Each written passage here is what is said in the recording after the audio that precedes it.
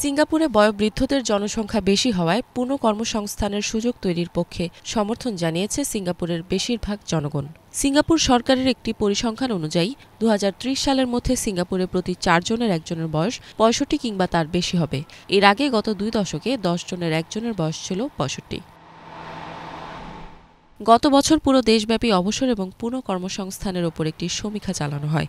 এ সময় অবসরের বয়স বাড়ানোর পক্ষে সমর্থন জানায় বেশিরভাগ মানুষ। ৫০ বছর এবং তার বেশি বয়সের প্রায় ৮৮% এর পক্ষে সমর্থন জানায়।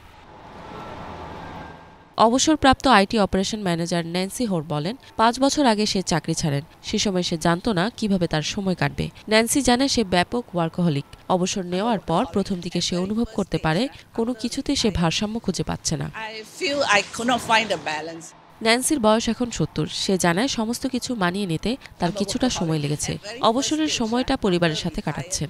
তবে ন্যান্সি বলছেন কোনো অপশন থাকলে সে আরও কিছুদিন চাকরি করতেন। ন্যান্সি মনে করে এই পরিকল্পনা বাস্তবায়িত হলে বয়োবৃদ্ধরা কিছুদিন কাজ করে ব্যস্ত থাকতে পারবে। সিঙ্গাপুরে ২০২৬ সালের মধ্যে চাকরির অবসরের বয়স ৬৪ এবং পুনঃনিযুক্তির বয়স ৬৯ বছর করার পরিকল্পনা করে গত মার্চ মাসে ঘোষণা দেয় কর্তৃপক্ষ। এছাড়া ২০৩০ সালের মধ্যে চাকরির অবসরের বয়স ৬৫ এবং পুনঃনিযুক্তির বয়স ৭০ বছর করারও পরিকল্পনা রয়েছে। ইফাত জাহান, বাংলাভিশন।